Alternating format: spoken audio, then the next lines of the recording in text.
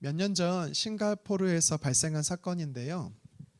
사진에 보시면 고속으로 달리던 흰색 승용차가 중심을 잃고 빙빙 돌면서 상가 건물을 들이받았습니다. 다음 사진에 보시면 얼마 지나지 않아 차가 폭발하며 불길에 휩싸이게 되었습니다. 안타깝게도 이 사고로 차량에 타고 있던 5명은 모두 그 자리에서 사망하게 되지요. 그런데요, 잠시 후에 어떤 일이 벌어지냐면 세 번째 사진을 보시면 폭발한 차량을 향해 달려가는 한 여인이 있었습니다. 가까이 가서 그 사건을 보려고 다가간 것인 줄 알았더니 그게 아니었어요. 그 다음 사진을 보시면 화염 속으로 차량 내부로 들어가는 것입니다. 이 여성은 차에 타고 있던 약혼자를 구하려고 불타는 차로 뛰어들었던 것입니다. 하지만 A는 죽었고 이 여성도 전신 80도 화상을 입게 되었습니다.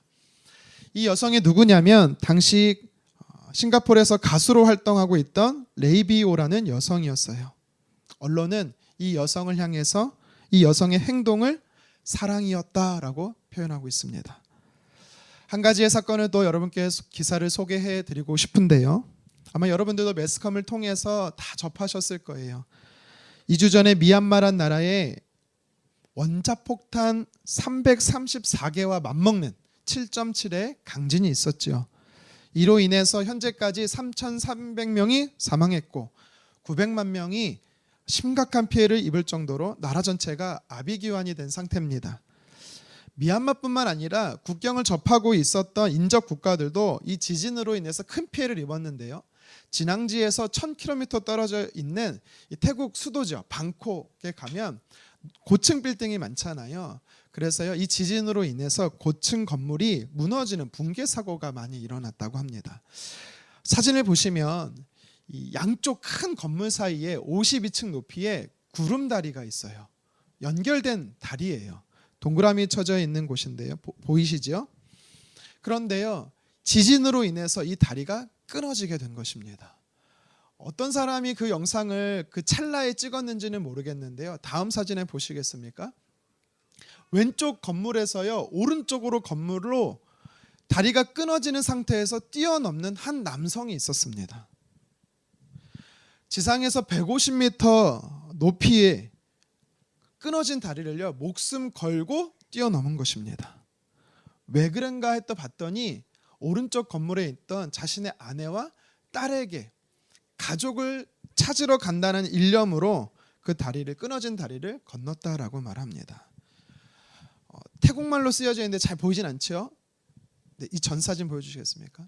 네, 태국말로 써 있는데 모르시겠죠? 네, 영준 오빠라고 써 있습니다. 무슨 말이냐면 이 사람이 바로 한국 사람이었어요. 권영준이라는 사람이었습니다. 그래서요, 이 사건으로 인해서 지금 태국에서 국민 오빠로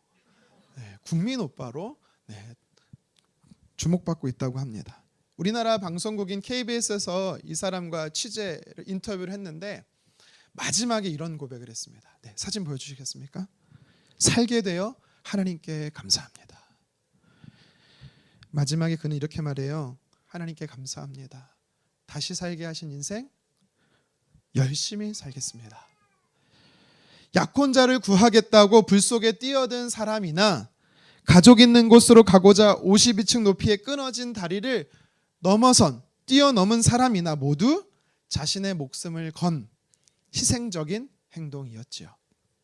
오늘 우리가 읽은 말씀에도 보면 이 레이비오라는 여성처럼 그리고 권영주 씨처럼 자신의 목숨, 생명을 내어 던지는 한 사람을 볼 수가 있습니다. 그 이름이 무엇입니까?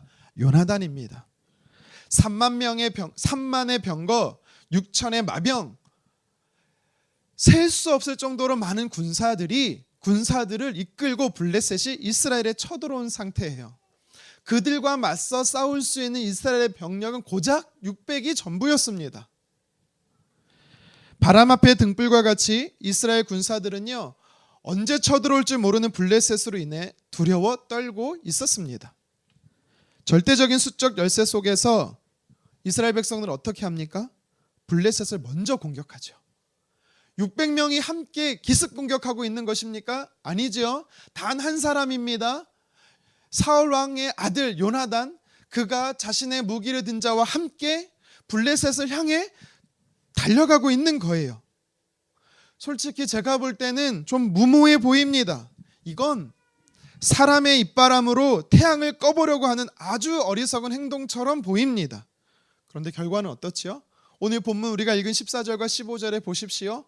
하나님께서는요, 이 요나단과 그의 무기든 자를 통해서요 20명을 죽이도록 하시고 죽였고, 그것이 큰 떨림이 되어서 이스라엘의 큰 승리를 하나님께서 허락하셨다라고 말씀합니다. 여러분, 우리는 이 싸움, 이 전쟁의 승리를 어떻게 해석할 수가 있을까요?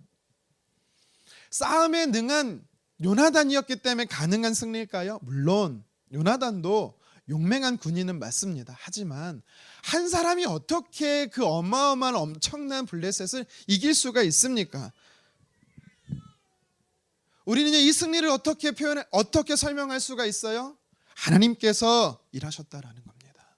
하나님께서 요나단을 사용하셔서, 하나님이 요나단을 도우셔서 승리케 하셨음을 우리는 설명해야 되는 거죠. 블레셋과의 전쟁은 하나님이 이기게 하신 싸움이었습니다. 그리고 하나님이 요나단을 도우셔서, 요나단을 사용하셔서 블레셋을 물리친 승리였습니다. 사랑하는 성도 여러분, 하나님이 요나단을 쓰신 것처럼 여러분들을 쓰시기를 주님의 이름으로 축원합니다. 하나님께서 요나단을 통해서 불가능을 가능하게 하셨던 것처럼 하나님이 여러분들의 삶 속에서 역사하셔서 일하셔서 크고 놀라운 일을 행하시기를 다시 한번 주님의 이름으로 축원합니다. 하나님께서는요, 요나단의 행동을 잘못됐다 말씀하지 않으셨어요. 도리어 제가 볼 때는 기뻐하셨어요. 하나님이 요나단을 쓰실 수 있었던 이유가 뭘까요? 하나님이 요나단을 도우셔서 큰 일을 행하실 수밖에 없었던 이유가 무엇입니까? 여러분, 우리는 이것을 반드시 알아야 돼요. 왜입니까? 그래야 하나님이 저와 여러분들을 통해서도 하나님이 우리를 사용하실 수 있고, 우리의 삶을 통해서 친히 도우심으로 큰 일을 행하실 수 있기 때문입니다.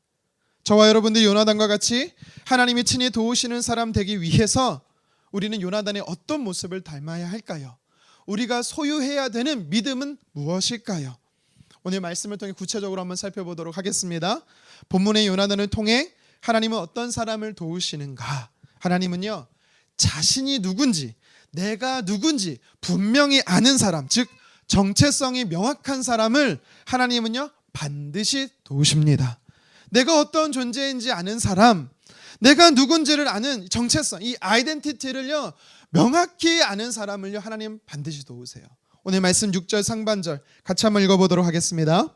요나단이 자기의 무기를 든 소년에게 이르되 우리가 이 할례 받지 않은 자들에게로 건너가자. 아멘. 지금 요나단이 자신의 사람 무기 든 자에게 뭐라고 말하고 있습니까? 할례 받지 못한 자에게 가자라고 이야기하고 있지요. 여러분, 이 표현이 어떤 의미인지 아시겠어요? 우리가 이 검은 사람, 피부색이 검은 사람에게 깜둥이 이러면 어때요? 니그로 그러면 어때요? 이거는요 굉장한 모욕이고 인종차별이에요. 그렇죠? 그러면 지금 오늘 본문에서 요나단은 블레셋 사람들을 향해서 할례 받지 못한 자, 인종차별적 표현을 하고 있는 걸까요? 그런 뜻은 아닙니다. 이것은 무슨 말이냐면 할례 받은 자와 할례 받지 않은 자로서의 차별점과 구별점을 이야기하는 거예요. 다시 말하면 우리는 하나님 앞에 할례 받은 자다라고 이야기하고 있는 거지요. 여러분, 할례 받았다라는 것이 무엇입니까? 하나님의 자녀가 됐다라는 거예요. 다시 말해서 하나님께 할례 받지 못했다라는 것은요 하나님의 자녀가 아니라는 것을 이야기하고 있는 것입니다. 여러분, 할례가 뭔지 아세요? 아마 남성분들은 다 아실 거예요. 네. 저도 어릴 때 어머니 손에 이끌려 아픔을 경험했는데요. 남자 음경의 포피를 제거하는 수술을 말하는 거죠. 포경 수술을 이야기합니다. 우리나라 말로는. 저는 딸을 키우다 보니까 아들을 지금도 이걸 하는지는 모르겠는데 하고 있나요? 네. 여러분, 왜 하시는지 아세요? 왜 하는지 아세요? 위생적이다 뭐 이래서 우리는 하고 있는 걸로 알고 있는데요. 꼭 그렇지만 않다라고 해요, 의사분들이. 그러면 이스라엘 백성들은 할례를 왜 했을까요? 위생적, 건강적인 이유로 할례를 했을까요? 물론 그것도 맞을 수 있습니다. 과거에는. 그런데 당시 할례는요, 이스라엘 사람만 하고 있던 게 아닙니다. 애굽 사람도 했고요, 암몬 모압 사람도 했고, 심지어 지금 전쟁 중에 있던 블레셋 사람들도 할례라는 것을 다 하고 있었어요. 이상하지 않습니까? 요나단은 할례한 사람을 향해서 할례 받지 못한 자라고 말하는데 너무 이상하지 않아요? 왜 이렇게 말했냐면 이스라엘 백성들에게 있어서 요나단도 마찬가지입니다. 할례라는 건 단순히 신체적인 어떤 의식에 해당 그 이상의 것이다라는 것을 의미하기 때문입니다.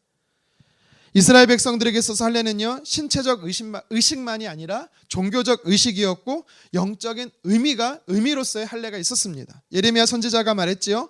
이스라엘 백성들에게 할례는 신체적 할례뿐만 아니라 마음의 할례까지 이어졌던 것입니다.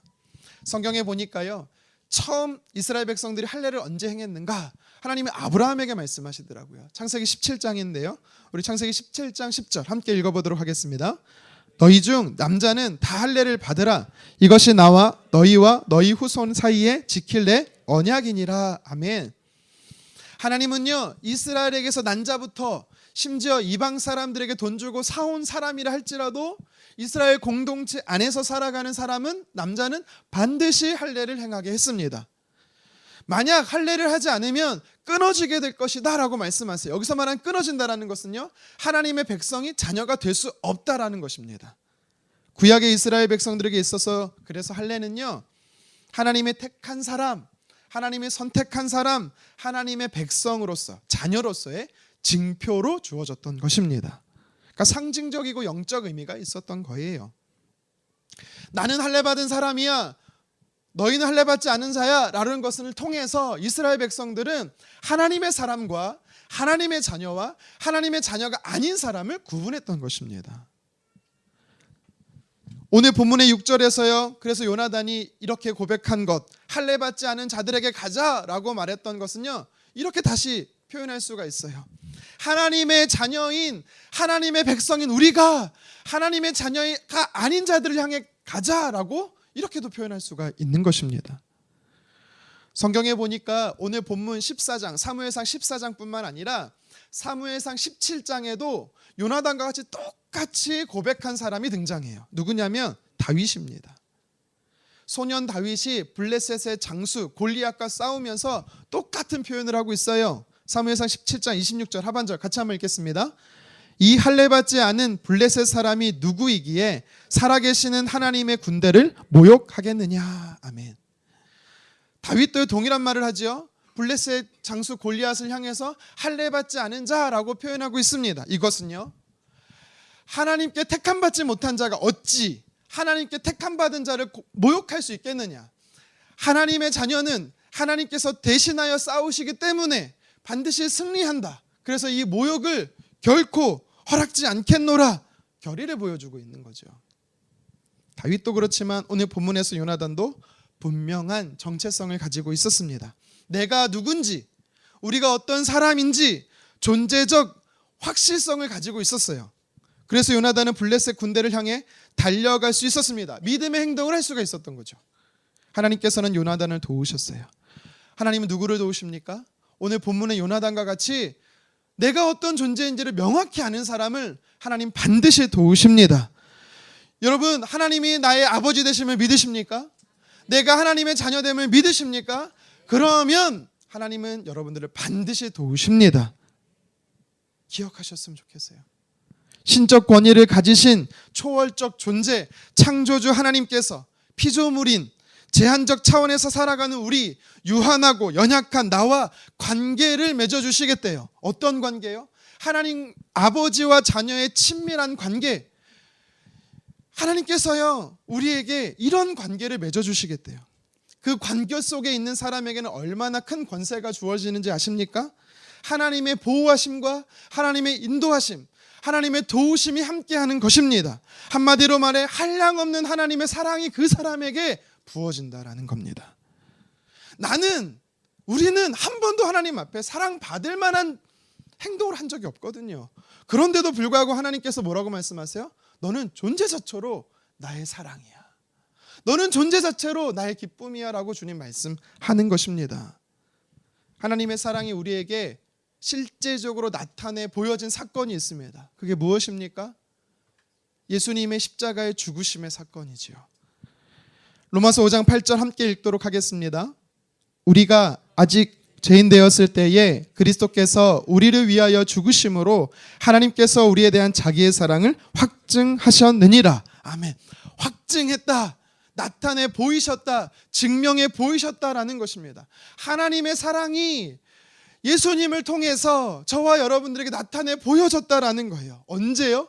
내가 아직 죄인 되었을 때, 내가 아직 하나님을 모르고 있었을 때에, 죄 가운데 있었을 때라는 것입니다. 하나밖에 없는 아들 독생자를요, 이런 나를 위해서 십자가에 피 흘리도록 내어주셨다라는 사실입니다. 그래서 나의 원죄뿐만 아니라 나의 자범죄, 지금까지의 지었던 죄뿐만 아니라 앞으로 짓게 될 미래의 죄까지도 하나님 다 용서하셨다라는 거지요. 그래서 하나님께서 저와 여러분을 향해 이렇게 고백하는 거예요. 너는 거룩한 자야. 너는 의인이야. 여러분, 나는 의인 같지 않고 나는 거룩한 것 같지 않다 할지라도 예수님 때문에 하나님의 열심히 우리를 사랑하셔서 의인되게 하시고 거룩하게 하신 것입니다.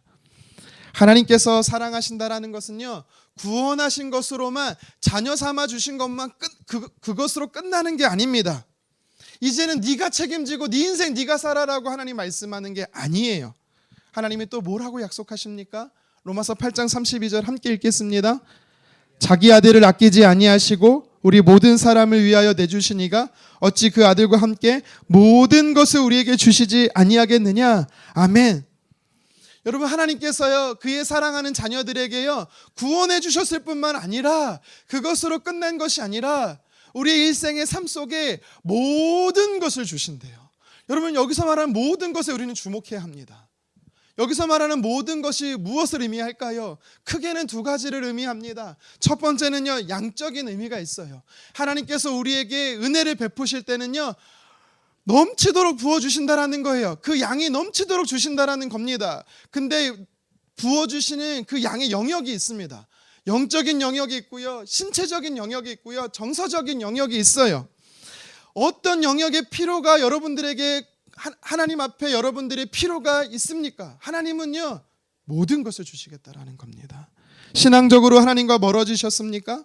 그래서 하나님과 영적인 친밀함이 필요하신 분 계십니까? 하나님은요, 은혜를 허락하십니다. 육신적인 강건함이 필요하신 분 계십니까? 물질의 필요가 있으신 분들이 계세요? 물질의 구함이 탐욕이 아니라면 하나님은요, 넘치도록 후히 주시겠다라고 약속하셨습니다. 사람과의 관계로 두렵고 힘들고 염려와 근심에 가득한 분 계십니까? 하나님은 우리의 정서적인 영역에서도 마음의 평강을 주시는, 회복하시는 좋으신 분이십니다. 그리고요, 로마서 8장 37절에 이 모든 것에 어떤 의미가 있냐면 두 번째로 질적인 의미가 있어요. 하나님이 우리에게 주실 때는요, 항상 좋은 것으로 주신다라는 거예요. 하나님께서 우리의 삶에 일을 행하실 때는요, 차선이 아니고 늘 최선이래요.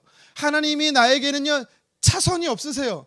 늘 좋은 것, 늘 최선으로 유익하게 하나님은요, 역사하시는 겁니다. 하나님은 누구에게 이러한 양적인, 질적인 모든 것을 주십니까?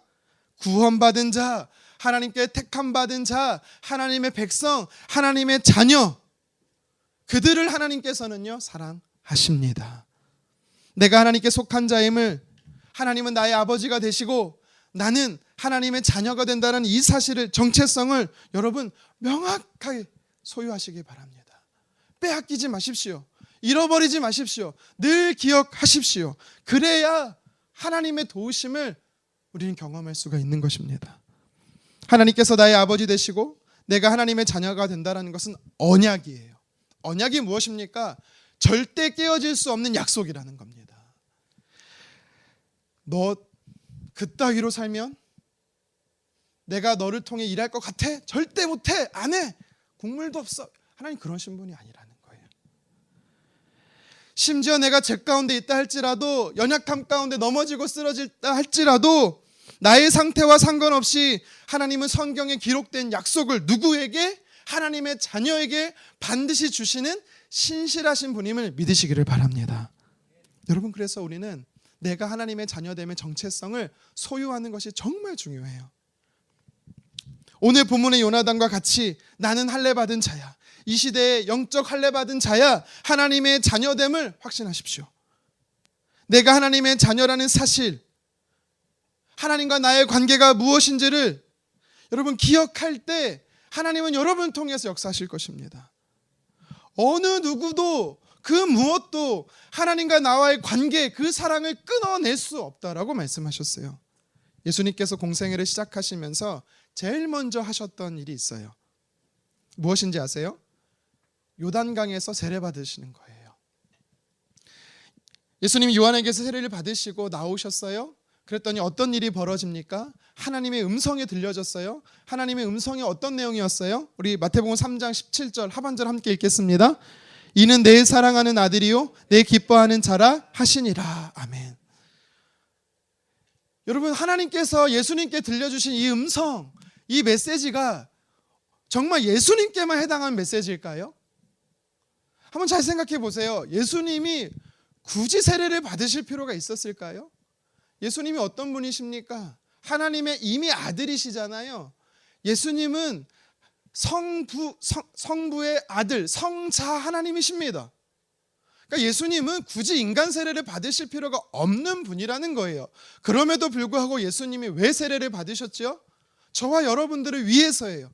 우리의 삶을 유익하게 하시기 위해서, 본을 보이시기 위해서 받으신 거잖아요. 여러분, 세례라는 거는요, 신약의 세례는 구약의 할례와 비슷한 의미예요. 똑같은 의미예요. 하나님의 자녀가 됐다라는 자에게 주시는 징표와 똑같습니다.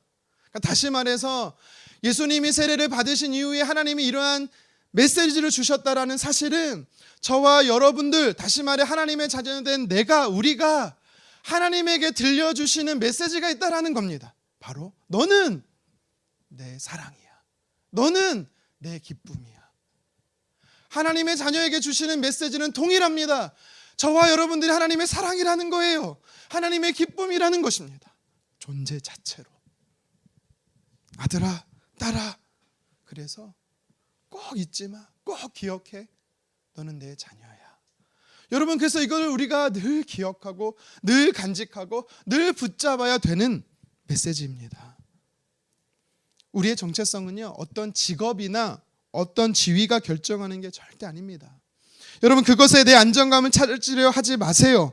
이런 것들은요, 시간이 지나면 다 거품처럼 사라집니다. 아침 안개처럼 사라지는 거예요. 우리의 진짜 안정감은요, 하나님 안에서만 발견될 수가 있어요. 내가 어떤 존재인지는, 나의 정체성은 하나님과의 관계 속에서만 우리는 찾을 수가 있는 것입니다. 원수 사탄은요, 우리의 정체성을 너무나 잘 알고 있어요. 하나님의 자녀의 권세가 뭔지를, 그 놀라운 능력과 파급력을 너무 잘 알고 있기 때문에 어떻게 하는지 아세요? 그 정체성을, 저와 여러분들의 정체성을 흔들어 버려요. 그 정체성을 잃어버리게 만듭니다. 하나님이 아니라 다른 것에서 나의 안정감을 두게 하고 다른 것에서 나의 정체성을 찾게 합니다. 창세기 3장에 보십시오. 선악과로 아담과 하와를 유혹하면서 사탄이 뭐라고 말합니까? 하나님이 왜 선악과 먹지 말라고 한지 알아? 너가 하나님처럼 되기 때문이야 라고 그렇게 유혹하잖아요. 우리 창세기 3장 5절 같이 한번 읽어보겠습니다. 너희가 그것을 먹는 날에는 너희 눈이 밝아져 하나님과 같이 되어 선악을 알 줄 하나님이 아심이라. 아멘. 하나님과 같이 된다라는 것은 하나님처럼 된다라는 겁니다. 지금 아담과 하와에게 원수 사탄이 어떤 정체성을 부여해주고 있는 거예요? 너는 피조물이 아니야. 너는 하나님의 자녀가 아니야. 너는 도리어 하나님이 될 수 있어. 너의 삶에 너가 주인이 되라고, 너가 너의 삶의 왕이 되라고 새로운 정체성을 찾으라고 이야기하는 거예요. 여러분, 왜 하나님께서 아담과 하와에게 동산에 있는 모든 것을 먹게 하시고 유독 선악을 알게 하는 그 실과를 먹지 못하게 한지 아세요? 그 열매가 엄청난 능력이 있어서, 특별해서 그렇습니까? 아니에요. 그냥 다 평범한 그냥 열매예요. 그럼에도 불구하고 왜 하나님께서 먹지 말라고 명하셨습니까? 그 선악과가 중요한 게 아니라 하나님의 명령이 중요한 거예요. 하나님의 말씀에 순종하게 해서 하나님이 어떤 분이시고 그 말씀에 순종해야 될 우리들이 어떤 존재인지를 알게 하시는 이 정체성이 있는 것입니다. 하나님은 주인이시고 왕이시고 하나님은 아버지 된다는 사실, 우리는 하나님의 자녀고 하나님의 종이고 하나님의 백성이다라는 사실, 이 정체성을 하나님께서요 알게 하시는 거예요. 하나님 우리의 삶에 내 삶 안에 아버지 되시고 왕 되고 주인 되시잖아요. 그러면 하나님은 그 사람을 반드시 책임져 주십니다. 하나님은 그 사람의 인생을 도우세요.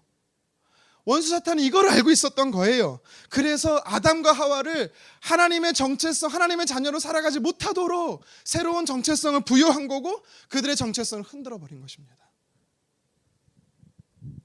하나님의 자녀, 내가 하나님의 자녀 된다라는 이 정체성, 또 하나님은 나의 아버지 되신다는 이 정체성, 여러분 이것을 잃어버린 자에게 나타나는 공통적인 특징이 있습니다. 무엇인지 아십니까? 두려워합니다. 그는 두려워해요. 하나님의 자녀됨이 모호해지면, 하나님이 나의 아버지 되신다는 사실이 흔들리면 어김없이 그 사람 마음에는요 두려움이 엄습해 와요. 아담과 하와가 스스로 하나님처럼 되고자 새로운 정체성을 입고자 했더니 그래서 선악과를 먹었거든요. 그들이 어떻게 변합니까? 하나님의 낯을 피했다라고 말해요. 하나님이 두려웠다라는 겁니다. 그래서 숨었어요. 동산나무에 숨었어요. 두려웠다라는 겁니다. 하나님께서요 다시 이들에게 찾아옵니다. 그리고 하나님 말씀하세요. 아담과 하와를 부르십니다. 창세기 3장 9절 하반절 함께 읽도록 하겠습니다. 내가 어디 있느냐? 아담아 어디 있어? 하와야 어디 있어? 못 찾겠다 꾀꼬리 나와라. 지금 숨바꼭질하고 있는 겁니까? 하나님은 정말 이들이 어디 숨었는지 몰라서 어디 있냐라고 물으신 걸까요? 아닙니다. 그런 뜻의 질문이 아니에요. 내가 어디 있느냐라는 질문은 어떤 의미를 담고 있는지 아세요? 아담아 너는 누구냐? 하와야 너는 누구냐라고 하나님께서요 묻는 거예요. 왜 너가 두려워하냐라는 거예요. 왜 두려움 가운데 빠지게 됐는지를 기억하라라는 것입니다. 왜 지금 네가 이런 상황 가운데 처해질 수밖에 없었는지를 생각해 보라는 거예요. 너의 정체성을 잃어버리니 이 지경이 됐다라고 하나님께서 말씀하는 것입니다. 하나님의 자녀로서의 정체성이 아니라 스스로 하나님이 되고자 하는 잘못되고 왜곡된 이 정체성을 찾았더니 그들은 두려웠습니다. 그리고 그 두려움에 휩싸였던 것이죠. 하나님은 그 이후에 아담과 하와에게 다시 은혜를 베풀어 주세요. 가죽옷을 입혔다라고 이야기를 합니다. 이것은 갑자기 에덴 동산이 추워졌다라는 게 아니에요. 그래서 가죽옷을 입혔다는 뜻이 아닙니다. 아담과 하와의 죄와 그 수치를 하나님께서요 덮어주셨다라는 거예요. 용서하셨다라는 겁니다. 하나님께서 아담과 하와에게 자녀됨의 정체성을 회복해 주셨다라는 의미를 담고 있어요. 무화과나무 잎사귀는요 쉽게 말라 부스러지기 때문에 의복으로서 적합하지 않습니다. 아담과 하와의 수치를 감출 수가 없어요. 그래서 하나님께서는 직접 이들에게 가죽옷을 입혀주셨던 겁니다. 여러분 가죽옷을 입히려면요 짐승의 피 흘림이 필요합니다. 짐승의 죽음이 필요해요. 여러분 그것으로 인해서 하나님께서는 이들의 수치를 감추셨고 정체성을 회복해 주셨다는 이 사실이 어떤 복음을 담고 있는지 아십니까? 죄 없는 예수 그리스도를 하나님께서 죽이셔서 피 흘리셔서 그 피로 저와 여러분들의 수치를 죄를 감추시겠다라는 거예요. 저와 여러분들의 하나님의 자녀됨의 정체성을 회복해 주시겠다라는 복음이 바로 이것입니다. 하나님과 관계에서 내 정체성을 찾지 않으면 두려워합니다. 하지만 반대로 하나님이 나의 아버지 되시고 내가 하나님의 자녀라는 이 정체성을 명확하게 지니고 있는 사람에게는 어떤 특징이 있는지 아십니까? 강하고 담대합니다. 오늘 본문의 요나단을 보십시오. 어떻게 이런 믿음의 행동을 보일 수가 있습니까? 강하고 담대할 수가 있습니까? 그는 하나님의 자녀라는 명확한 확신 속에 있었기 때문입니다. 성경은요, 하나님께서 하나님의 자녀에게 찾아가실 때 두려워하지 말라, 놀라지 말라라고 말씀하시기에 앞서 먼저 이야기하시는 약속이 있어요. 강하고 담대하라는 거예요. 민족의 지도자 모세가 죽고 나자 여호수아는 두려움 속에 있었어요. 그랬더니 하나님이 여호수아에게 찾아오십니다. 하나님이 여호수아에게 뭐라고 말씀하십니까? 여호수아 1장 9절 함께 읽겠습니다. 내가 내게 명령한 것이 아니냐? 강하고 담대하라. 두려워하지 말며 놀라지 말라. 내가 어디로 가든지 내 하나님 여호와가 너와 함께 하느니라 하시니라. 아멘. 여러분, 이게 무슨 의미인지 아십니까? 여호수아야, 너는 사람에게 안정감을 두지 마. 너의 안정감은 모세에게 있는 게 아니야. 너의 안정감은 나에게 있어. 나와 너의 관계 속에서 너는 강하고 담대할 수 있어 라고 하나님께서 말씀하시는 거예요. 그렇습니다. 하나님께 안정감을 두는 자, 하나님과의 관계 속에서 내가 어떤 존재인지를 아는 자, 그는요 두려움을 몰아낼 수가 있고 하나님이 주시는 강하고 담대함으로 승리할 수가 있는 것입니다. 요나단이 그랬어요. 하나님은 어떤 사람을 도우십니까? 하나님은 어떤 사람을 쓰십니까? 하나님은 어떤 사람을 통해 역사하십니까? 바로 요나단과 같이 나는 할례 받은 자야. 나는 이 시대의 영적 할례 받은 자야. 나는 하나님의 백성이야. 나는 하나님의 자녀라는 확고한 명확한 확신 속에 있는 자를 하나님 그를 쓰십니다. 그의 삶을 도우시고 승리케 하십니다. 지금 내가 두려움 속에 있습니까? 나를 두렵게 하는 상황이 있습니까? 여러분, 그것은요 무엇을 의미하는지 아세요?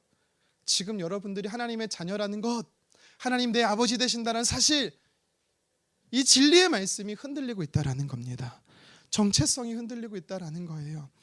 하나님께서 여러분에게 찾아와 동일하게 물으실 겁니다. 아들아, 내가 어디 있느냐? 딸아, 내가 어디 있느냐? 왜 두려워하느냐? 너의 정체성을 기억해라. 네가 어떤 존재인지를 기억하라. 하나님 그렇게 우리에게 말씀하실 겁니다. 지금도 원수 사탄은요 계속해서 하나님의 사람들을 흔들어요. 정체성을 흔들어요. 아담과 하와의 정체성을 흔들었던 원수 사탄은요 심지어 예수님의 정체성까지 흔들었습니다. 40일 금식하고 난 예수님에게 찾아왔던 원수 사탄이 세 가지를 시험하지요. 그 시험 중에 첫 번째 유혹이 무엇입니까? 시험이 뭐지요? 네가 하나님의 아들이면, 정말 하나님의 아들이 맞다면 돌을 떡이 되게 하라. 내가 볼 때도 하나님 아들 아닌데? 정체성을 흔들고 있는 거예요. 네가 정말 하나님의 아들이 맞다면 그 능력을 사용해봐. 보여줘봐.